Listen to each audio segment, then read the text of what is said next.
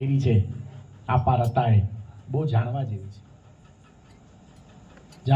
જાદરાને લઈ આવ્યા છે, અનાયાસે એને તેડી આવ્યા છે, દીકરીને લઈ આવ્યા, એની વાંહે જાદરો આવે છે અને પછી ઝઘડે છે અને પછી ઘણી બધી આ તો વાત પ્રચલિત છે. અને પછી રાત્રે જ્યારે સુવા જાય છે ત્યારે સિંહના દર્શન કરાવે છે. ગંગારામ અને મોતીરામના બે હાવજ આવે છે અને એની જે ચેતન શક્તિ છે, જે મોઢે બુકાના બાંધીને ગામના ગળા કાપવા જતો હતો, એના હાથમાં તુલસીની માળા પકડાવી દીધી. આ એક સંતની તાકાત છે. ભક્ત બીજ પલટે નહીં ને યુગ જાય અનંત, ઊંચ નીચ ઘેર આવીને અવતરે આખર સંતના સંત. ત્યાં મહાનતા આપણને જોવા મળે છે આ દેહાણી પરંપરાની.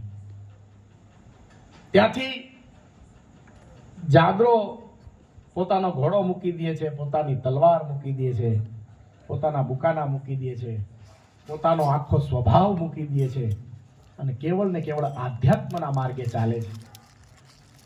અને મેપા ભગતને પોતાના ગુરુ બનાવે છે. મેપા ભગતનો શિષ્ય થયા પછી આણંદ પર ભાડલા ગામ છે, જસદણની બાજુમાં.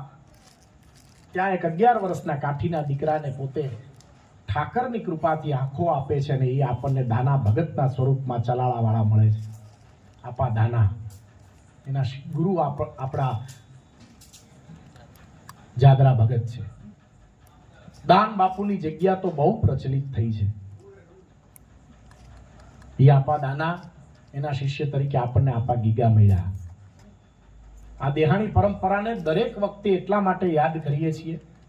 તમે રાણીમાં રૂડીમાની જગ્યાએ કેરાળા જાવ તોય ભલે, આપા જલાની જગ્યાએ મેસરિયા જાવ તોય ભલે, વીરપુર વાળા જલારામની જગ્યાએ જાવ તોય ભલે, એ આપા જલાનો બીજો અવતાર ગણાય છે. એના દસ્તાવેજી પુરાવા પણ છે. આ બધી જ જગ્યાઓમાં તમને એક જ ચેતન શક્તિ જોવા મળશે, ગુરુ મંત્ર જોવા મળશે કે જ્યાં ટુકડો ત્યાં હરી ટુકડો. આપા ગોરખાના ગુરુ, જેને કહેવાય કે પોતાના પિતા આપા જાદરા, અને એને પોતાના શિષ્ય તરીકે આપા વિસામણ અને પાળિયાદ વાળાને સ્થાપ્યા, જે સાક્ષાત રામાપીરનો અવતાર ગણાય, દીકરાનું દુજાણું ગણાય. આવા સંત વિરલ વિભૂતિઓને રોજ યાદ કરવાનો મોકો મળ્યો છે. એટલે આ મનુષ્ય દેહ ઈશ્વર આપણને વારંવાર આપે એવી આપણે એને વિનંતી કરીએ. નરસિંહ મહેતા એના પદમાં કીધું છે કે હરિના જન તો મુક્તિ ન માગે, એ તો ભવો ભવે અવતારા. મારે મુક્તિને શું કરવી છે? મને તો તું ભક્તિ દેજે, મારે મુક્તિ જોતી નથી. હરિના જન કદી મુક્તિ ન માગે, એ તો ભવે ભવ અવતારા. આવા દિવ્ય સંતો, એની ચેતન શક્તિ આપણા સુધી પરિણમે છે. એનો પ્રકાશ આપણી ઉપર પડે છે. બહુ મોટી વાત છે. આ કોઈ નાની વસ્તુ નથી અને આપણે સમજી શું શકીએ. હા, એટલે આવા દિવ્ય સંતોને યાદ કર્યા. અને માયા તો કોઈને મૂકી નથી શકતી. હા, માયા મોટી નાગણી, અને બચા પોતાના ખાય, એમાંથી કોક ઉગરે, મોટો મણિધર થાય. ગહેલી મમતા મરે નહીં, એનું મારે શું કરવું? ગહેલી મમતા મરે નહીં, એનું મારે શું કરવું? ભર્યો હું તો સઘળો સંસારમાં, મમતા મરે નહીં, એનું મારે શું કરવું? આમ મારે શું કરવું? હે ઉછીપનું સ્વરૂપ ધરી મેં તો જોઈ, ધૈર્યો મેં તો સમદર પેટ અવતાર. એ હીરાને એ માણે કે મન મારું મોઈ ગયું, અને રહી ગઈ મને સ્વાતિ બિંદુ કેરી આશ. ગેલી મમતા એ મરે નહીં, એનું મારે શું કરવું? એવું સાધુનું સ્વરૂપ ધરી મેં તો જોઈ લીધું, અને ભૈરો હું તો સઘળો સંસાર. સાધુને પાછી માયા નથી મુકાતી. બહુ મોટી વાત છે. કોઠીને કમંડળે મન મારું મોઈ ગયું. સાધુ બે બાઈધા કમંડળ હાટું એટલે મૂકીને તો આ ત્યાં છો. હવે ક્યાં કમંડળ ની કરવાની? એમાં ઠીકે ઠીકે આવી ગયા. તું મારું લઈ ગયો તો કોઠીને કમંડળે મન મારું મોઈ ગયું. એટલે આ છે ને, એ તો મુકાતી નથી, બહુ મોટી વસ્તુ. પણ પરમ તત્વ પરમાત્માની કોઈ ચેતન શક્તિ જો આપણને બોલાવે તો આપણે એની નજીક જઈ શકીએ. પણ કેવળ ને કેવળ ઈશ્વર પાસે હું એવું કહું છું, મારું એવું માનવું છે કે પ્રભુ પાસે માગવું શું? માગી તો કઈ શકીએ નહીં, કારણ કે આમાં એવું છે, તમે માંગશો ને તો એ બોજ થઈ જશે તમારી ઉપર.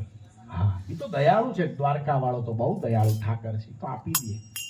આપી દીધા પછી થોડો મેં હોય ત્યાં ગારો જાજો હોય, ઓછું ધન હોય ત્યાં આછકલાઈ જાજી હોય, એકનો એક દીકરો હોય ત્યાં ચાગલાઈ જાજી હોય. નો હોય મને કયો છે ને, તો એટલે ઈશ્વરને કેવું કે કા મને તું પૂરું દેજે ને કા તળિયા ઝાટક દેજે, જોતું નથી. બહુ મોટી વાત છે, આપણી પર બોજ થઈ જાય. તમારે જો અત્યારે અંદર કડાયા ભરે છે ને, એટલે રસોઈયા હોય એ બધું કમઠાણે હલવા ન દેતા, ચલવા ન દેતા, એ તપેલા પકડે એટલે જાળવી ઉપાડે, અને જ્યારે એ ખાલી થઈ જાય એટલે ઈના ઈ હારણિયા એને ઊંધા પાડીને માથે ગારા ચોપડતા હોય, ખાલા થઈ ગયા. ખાલીની કોઈ કિંમત નથી, ભરેલાની કિંમત છે. વાત એવી વાત છે, ભરેલાની જે ભરેલું છે ને એની કિંમત છે, ખાલીની ક્યાંય કિંમત નથી. એક કહેવત છે, છૈતને હવ છાંયો કરે, આ અછતને કોણ આપે, હાંગો કે હળગાવ્યા પછી એની ટાઢીએ કોણ તાપે. છૈતને છાંયો કરે. તમારા ખીચામાં લાખ રૂપિયા હોય તો કોઈ કેમ કે 50,000 જોતા હોય તો લઈ જજો, કાંઈ ન હોય તઈ. છૈતને છાંયો, અછતને કોણ આપે. પણ એવા પરમ તત્વ પરમાત્માના માર્ગે આપણે જ્યારે વાતમાં જાય છે ત્યારે આનંદ તો કરતા જ હોય છે. અમે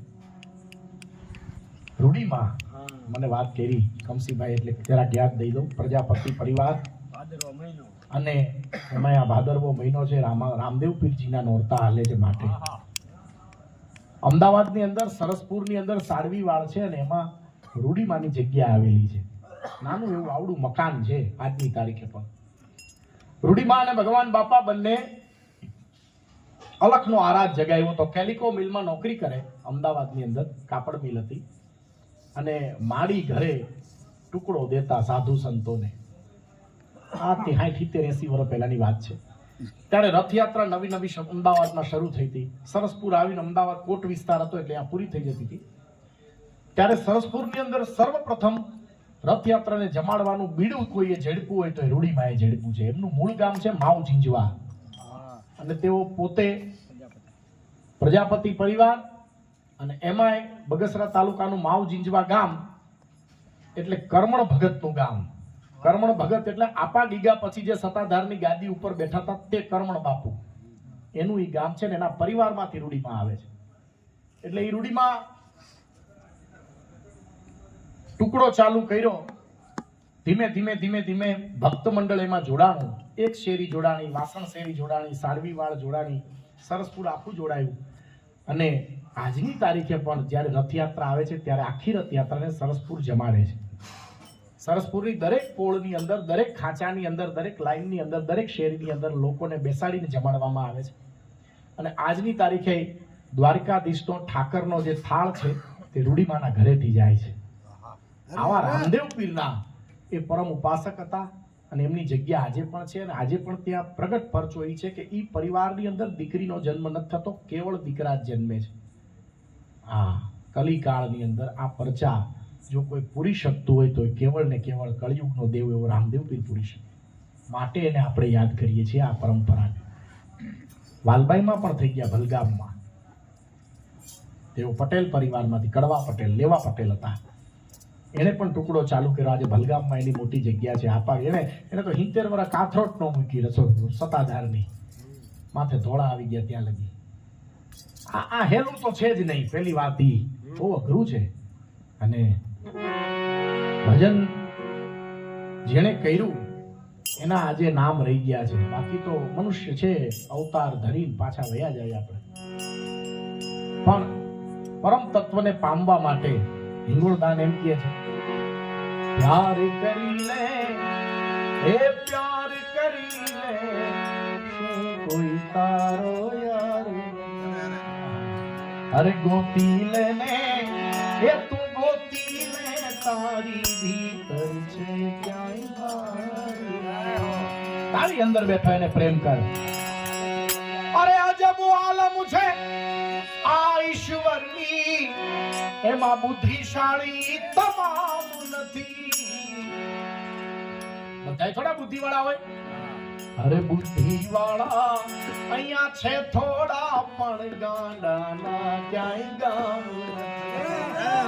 પ્યાર કરી લે એ જીવડા પ્યાર કરી લે શું કોઈ તારો અરે ગોતી લે ને તું ગોતી લે તારી ભીતર છે ક્યાંય અરે હવને દે તો કાનજીભાઈ દીધું મન નો દીધું એ હવને દે તો ઈ તને પણ દેશે એનો કા તને એતબાર નથી અરે હવનું સાંભળે ઈ તારું કાન સાંભળે પણ તારો ભીતરનો પોકાર નથી પ્યાર કરી લે હે પ્યાર કરી લે શું કોઈ તારો માટે કીધું છે કે ઈશ્વર કૃપા કઈક યત્ન કરો અરે માંગ્યું ઈ મળનાર નથી મહેનત વગર કોઈને કાંઈ મળતું નથી ઈશ્વર કૃપા તો ખરી પણ યત્ન કરો હા ઈશ્વર કૃપા